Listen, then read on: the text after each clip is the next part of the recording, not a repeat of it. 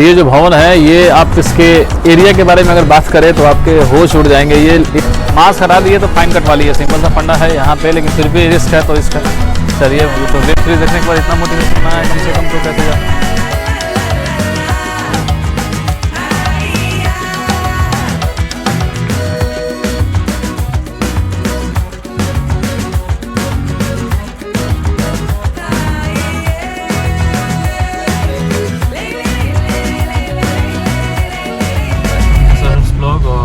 आज हम लोग निकल रहे हैं घूमने राष्ट्रपति भवन, और अभी जो ये एरिया है ये है बख्तवारपुर, नोएडा का हिस्सा है। और यहाँ से हम लोग अभी बढ़ रहे हैं ओखला बर्ड सेंचुरी जो मेट्रो स्टेशन है वहाँ पे। उसके बाद फिर हम लोग आगे बढ़ेंगे राष्ट्रपति भवन की तरफ। तो मैंने इस ब्लॉग में आगे मेरे साथ मैं हूँ आपका होस्ट दोस्त के साथ।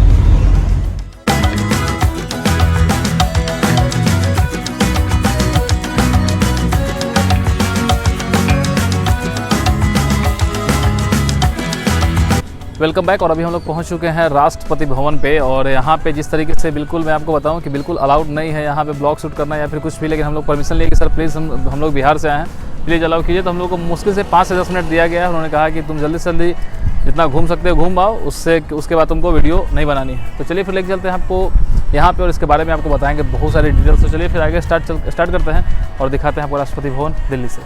और जिस भवन को आप देख रहे हैं ये है राष्ट्रपति भवन, मेरे पीछे आपको दिखाई दे। और आपको मैं बताऊँ कि पहले जो भवन थी वो यहाँ के वायसराय के लिए ये बिल्डिंग बनी थी, और उसके बाद फिर जब ये सरकारी तौर पे आया, जब ये गवर्नमेंट के अंदर में आ गया, फिर ये राष्ट्रपति भवन के लिए बनाया गया। आपको मोस्टली मैं बताऊं कि यहाँ पे लगभग 340 ऐसे कमरे हैं जिसमें राष्ट्रपति भवन में और मोस्टली वो राष्ट्रपति और उनसे जो भी सेवेदार जो उनसे जुड़े हुए हैं, चाहे वो किचन के हो या फिर और भी डिफरेंट पार्ट्स के हो, वो सभी यहाँ पे उनके जो 340 रूम्स है वो उसमें डिवाइडेड है। और ये जो भवन है, ये आप इसके एरिया के बारे में अगर बात करें तो आपके होश उड़ जाएंगे। ये एरिया जो है लगभग 320 एकड़ ज़मीन में बनाया गया एरिया है राष्ट्रपति भवन में। ये किसी भी सरकारी जो वर्ल्ड में सरकारी किसी भी बिल्डिंग का और किसी सरकारी जो आदमी है उसके लिए इससे बड़ा रेसिडेंशियल एरिया पूरे वर्ल्ड में नहीं है।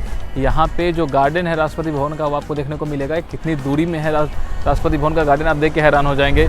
साथ ही साथ यहाँ पे रिसेप्शन काउंटर से लेके पार्किंग से लेके गार्ड्स जो हैं उनके स्टाफ्स जो हैं सबके लिए जो पार्टिकुलर रूम्स हैं, और इस तरीके से इसको बनाया है। काफ़ी भव्य है राष्ट्रपति भवन। इससे पहले कि आपको राष्ट्रपति भवन के बारे में मैं बताऊं कि इस बिल्डिंग को, इतनी बड़ी आप बिल्डिंग देख रहे हैं, इसको बनाया है एडविन ल्यूटेंस नाम के आर्किटेक्ट ने, और उन्होंने इस बिल्डिंग को बनाया था। आप देख सकते हैं कि चौतरफा इसकी जो लेंथ है और इसका जो एरिया है, इतने बड़े भव्य बिल्डिंग को बनाने में कितना मेहनत लगा होगा। ये जो कारनामा है ये एडविन ल्यूटेंस नाम के आर्किटेक्ट थे, उन्होंने करके दिखाया है। सामने आप देख सकते हैं कितना बड़ा ये एरिया है। सामने इंडिया गेट है, और हम लोग यहाँ का पोर्शन कंप्लीट करने के बाद इंडिया गेट की तरफ चलेंगे और आपको फिर दिखाएंगे बहुत सारा कुछ यहाँ से।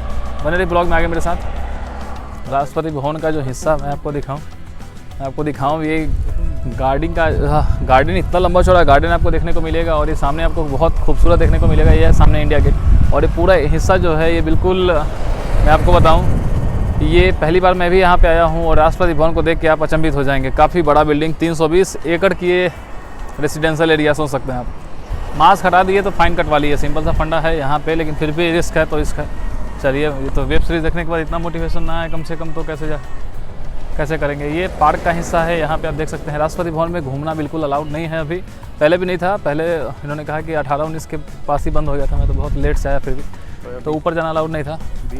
20 में बंद हो गया है। और ये जो पार्क का हिस्सा है इनकी तरफ से अलाउड था कि इतना ही आप ट्रेवल कर सकते हैं, इतना ही कुछ घूम सकते हैं, लेकिन हमने रिक्वेस्ट करी है, फिर भी देखते हैं कब वो मना कर देंगे, इस बात की कोई गारंटी नहीं है। लेकिन राष्ट्रपति भवन में बहुत सारे ऐसे बिल्डिंग्स हैं जिसको मैं आपको दिखा सकता हूँ। सामने ये देखिए, ये शायद संसद भवन है।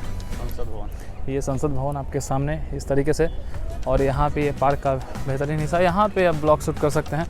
यहाँ से मैं आपको डिटेल्स दे सकता हूँ, क्योंकि इसके आगे जाने को वो मना नहीं करेंगे, क्योंकि उधर जाना अलाउड नहीं है। जैसे वो आप ऊपर चढ़ाने की तरफ जा रहे हैं तो राष्ट्रपति भवन के बारे में ऊपर नहीं जा सकते आप ग्राउंड लेवल पे कर सकते हैं। और सिक्योरिटी भाई साहब, इतनी हाई सिक्योरिटी है कि बीइंग ए ब्लॉगर भी टेंशन में आ जाएंगे। मैंने उनसे बहुत रिक्वेस्ट करी तो बोलते हैं कि बेटा ज़्यादा तेज़ी नहीं। सिक्योरिटी में इंडियन आर्मी या सर और एक फोर्स यहाँ पर अवेलेबल। और हमने उनसे कही कि सर थोड़ा सा और आगे चले जाए, मतलब बेटा जितना अलाउ किया उतना ही, अब आगे नहीं कि थोड़ा और आगे चले जाए। और राष्ट्रपति तो मेरे से मिले ही नहीं, वो बोले कि इसको जानते ही नहीं है कौन है। कोई नहीं, कोई बात नहीं, चलिए आप लोग तो जानते हैं, तो सब्सक्राइब कीजिएगा। आइए घुमाते हैं आगे राष्ट्रपति भवन को। ये तो भवन पीछे रह गया, फिर भी बहुत कुछ यहाँ पे एक्सप्लोर करने को।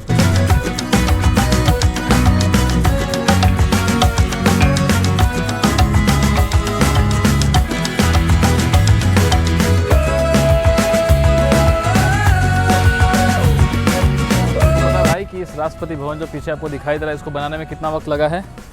जी हाँ, इसको बनाने में लगा था लगभग 17 साल, क्योंकि 1912 से इसको बनाना शुरू किया गया था और मोस्टली ये 1929 में जाके कंप्लीट हुआ। 1931 से इसमें फिर वायसराय ऑफ इंडिया रहने लगे थे और फिर लेटर ऑन अभी आप देख रहे हैं कि इसमें राष्ट्रपति साहब और फिलहाल अभी रामनाथ कोविंद हैं इसमें मौजूद। अब होंगे कि नहीं तो मैं नहीं बता सकता हूँ, तो मेरे से मिले ही नहीं।